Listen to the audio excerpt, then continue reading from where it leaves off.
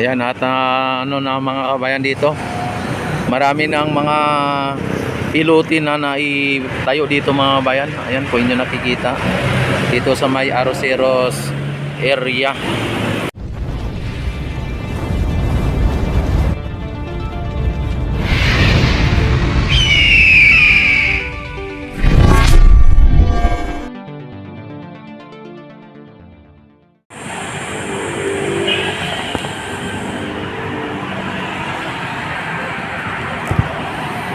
Ayan mga kababayan, dito na naman tayo sa may MacArthur Bridge ano, at silipin natin dito ang esplanade na ginagawa o ano na po ba nangyayari. At dahil kahapon ay may mga ano na no, may mga baluster na buhusan na at may mga lampos na. Yan, silipin natin muli dito kung ano naman ang progreso dito.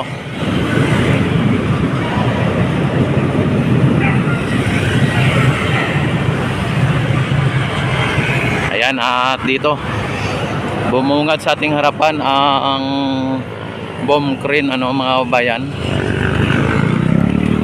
At napaka kulay brown na ilog Pasig. Ayan o, nagkulay kalawang mga bayan o kulay brown ano, chocolate. Ayan, brown chocolate mga ating ilog Pasig mga bayan. At sa ngayon ay nakita naman ninyo ang ating ano dito, ang ating bagong esplanade. At kung inyo napapansin mga bayan ay same as usual, ginagawa pa rin nila no. At yan ang ano, ang yung tinambakan ng bako dati. At sa ngayon ay linalagyan nila ng steel bar or steel matting. Ayan, talagang ano yan yan no, matagal maglagay ng mga ano dahil tatali pa nila ng alambre yung mga round bar o steel bar para gawing steel matting, parang ganyan. Tapos lalagyan pa nila po yan ng bago nila buhusan pala. Yan. Tapos ang ano, ang baluster mga bayan ay iilan na lang yung walang buhos o walang ano sa yung hindi na buhusan ano, mga 10 siguro o mga 8 ano. Tapos ang lampos ay nandyan pa rin, nakaantabay lang po ang lampos na ilalagay kung sakali ay lagyan na po ng mga kawad o lagyan na po ng kuryente o ng linya ng kuryente, ay ipaplaster na po nila yan doon sa may pinakagilid ano, kung saan nakalagay ang lampos mga bayan. Sa ngayon ay nakita naman ninyo nag-alat tsokolate ang ilog Pasig mga bayan. Ayan.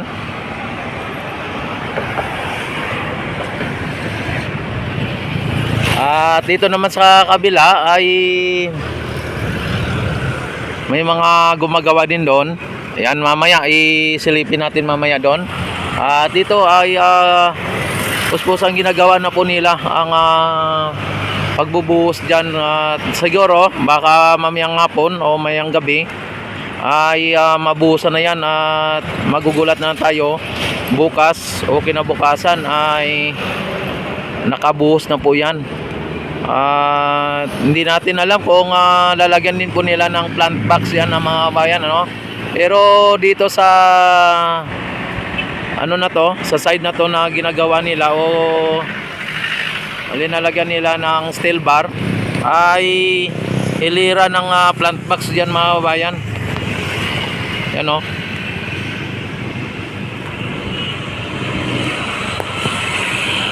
Yan, saglit lang ha. Mano lang dito. Ayan.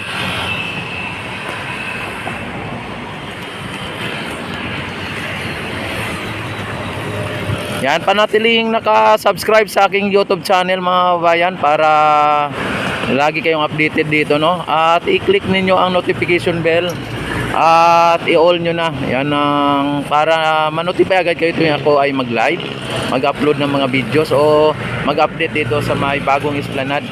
Ito ay Phase 1A extension mga bayan, ano? Ang pinaka-extension niya. At baka magtatanong kayo kung bakit hanggang dyan lang. Yan ang mangyari niyan mga babayan ay ano nila, dugtungan nila at hindi na katulad doon sa may sa may Jones Bridge na bakal lang ang ilalagay at nila dito, itulay nila dito papunta sa ilalim. Yan yun ang si Asik at ang mga obrero andyan na nagsipag datingan na o nagsipag punta na sa construction site mga bayan, at yung bako ay nanatili dyan yan yung pagbuhos nila dito mga bayan ay mukhang lang yung mixer na parang dimano lang yan yung ginagamit nila dito. Yan, abangan na po natin at antabayanan na po natin kung ano po ang magiging progreso o pagbabago dito sa may Ilog Pasig Esplanade mga bayan. At sa ngayon ay ito po ang sitwasyon dito sa may Ilog Pasig Esplanade. At silipin din natin po ang dito sa kabila kung ano na po ang nangyari dito. Kung ano na po ang nangyayari. Kung ito po ba ay ginagawa o hindi.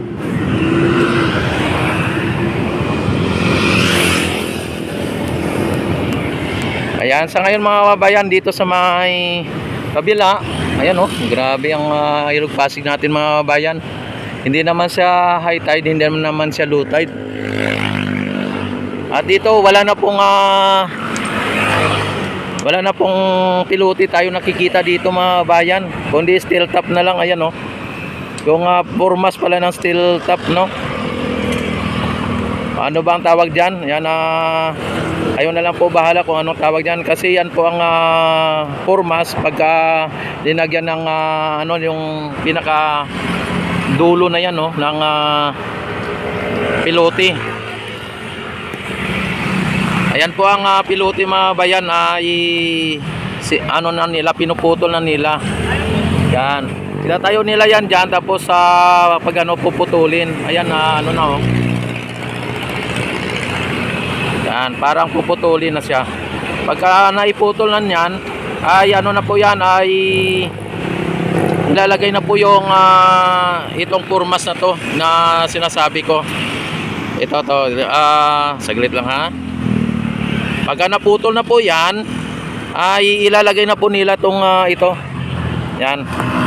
Tapos ayusin nila, tapos buhusan na, saka na nila buhusan.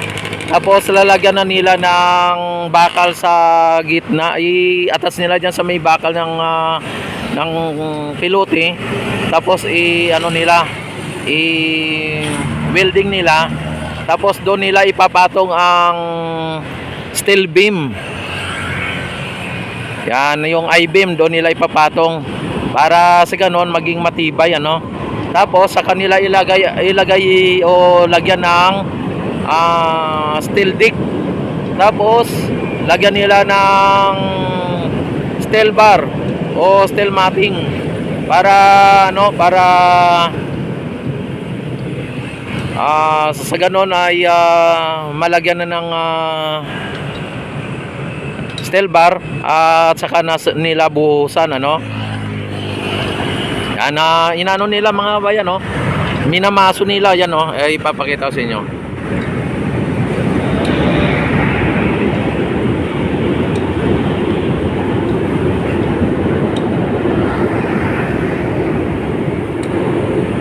Yan, minamaso nila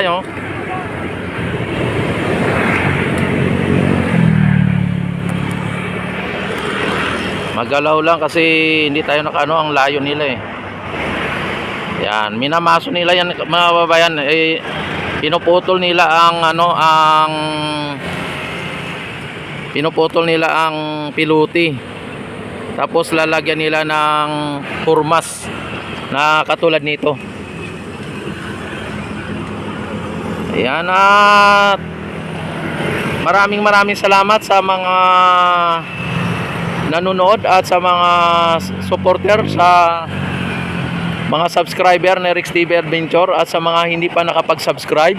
Ayan, please click subscribe button, click notification bell, select all na para ma-notify kayo agad sa kapag ako ay nag-upload ng mga videos. At maraming salamat. Mabuhay po ang bagong Pilipinas, mabuhay ang Pilipino sa mga sulok ng mundo.